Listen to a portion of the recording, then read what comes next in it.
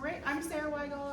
I'm professor here at Belmont, and you know, I haven't gotten to introduce one of the contest winners, so I'll just like take an extra minute to say that this year we came up with a new thing because here in the Curve College of Entertainment and Music Business, what we teach our students to do is not just be creatives, but practice the business of creativity. And there are contests all around our campus for creating creative IP. But I couldn't find one here at Belmont, and neither could Jody Marr, who's one of the committee members with me to create this, as well as our colleague Stephen Hauser.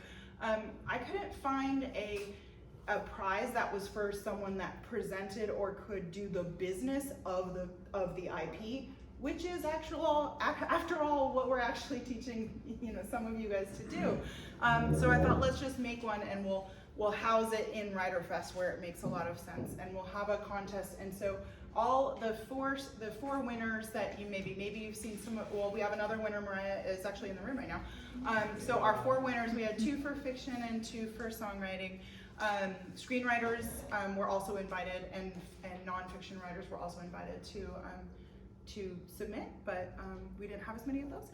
And so our fiction and songwriting winners, you know, they didn't just say, I wrote a song, here it is, which is awesome. That's already such a hard thing and an amazing feat to write a beautiful song. But on top of that, these exceptional students were able to write a song and then figure out how to present professionally to talk about that song. And after all, our working songwriters in the room know that that's how you do business. You can't just make the song, you have to then figure out how to talk about it. And so we're so proud of these students, and it's with great pleasure that I can give Lindsay her prize, which others received as well. So Ingram Spark congratulates you, and they are offering you, it's basically 50 printed whatevers you want, but the suggestion was like maybe like a song sheet or a lyric sheet or whatever, or if you want to write a novel, they'll just print 50 books for you. And then Parnassus has also given you a gift card. So we have wonderful sponsors that are very invested in our future creative leaders, and we're also proud of you.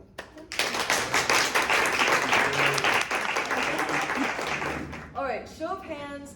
How many of you guys are at least somewhat familiar with zodiac signs? Okay, wonderful. Is anyone here a Leo like myself? Okay, hello Leos. Leo season. And do we have anyone who is a Taurus? Okay, this is good because I don't speak highly of them. So you'll see why I asked those questions in a minute, but before we get too far ahead of ourselves, let me introduce myself. My name is Lindsay Liebro. I am a 20-year-old indie pop singer-songwriter. I was born and raised in Pittsburgh, Pennsylvania, and I'm currently a junior commercial voice major here at Belmont. Ever since I was 7 years old, I've been writing songs about pretty much anything that's happened in my life. I was a very dramatic child. I did musical theater, and I think that explains a lot about me. And obviously, I'm very excited for the Wicked movie. But songwriting has always been where my real passion is. So today, I will be explaining the story behind my song, Astrology. As a commercial voice major, we have to take commercial seminar, which is basically an opportunity for us to perform pretty much any song we want. So obviously, if I can sing any song, I'm gonna perform my own. The only problem with that when you're someone like me is that self-doubt and imposter syndrome start kicking in. So there I was the night before I was supposed to perform, and I told myself that everything I had written up until this point was terrible, and that I needed to write something completely new. So that's what I did. The most common way I tend to write songs is just by picking up my guitar and going with whatever words float out of my mouth first. And at this point, we were approaching the end of the semester, so rest assured I had plenty of thoughts built up over the past few months. For context, I was spending the whole semester recording my debut EP, Taller, which is out now if you want to listen to it.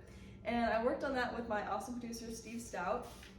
And most of those songs were written when I was a junior in high school, and 16-year-old me was really infatuated with someone in my life, and that heavily inspired the songs on that EP. Thank you. It was a really interesting experience to be recording those songs about an era of my life that was thankfully very over. But I found myself still thinking about that situation a lot, and how I was still so angry for my younger self while also being proud of how much I've grown. And I also thought about how I would never, ever make the same mistake again, because why would I do that? Flash forward to 19 years old, I'm working on this EP, and I maybe developed this brief, innocent crush, and I'm serious when I say this. You can attest to this, you see. And, you know, have I ever spoken to this person? No. I know close to nothing about them, but where my knowledge ends, Google's knowledge begins. And I accidentally found out when his birthday was, obviously. Just so happens, he's a Taurus. And the guy I liked when I was 16, also a Taurus. And just like every other guy after him. So I'm sitting here thinking, okay, Lindsay, for this to happen once, pure coincidence. But this has now become a pattern in your life. I immediately go to Google searching, why do I keep attracting Taurus men?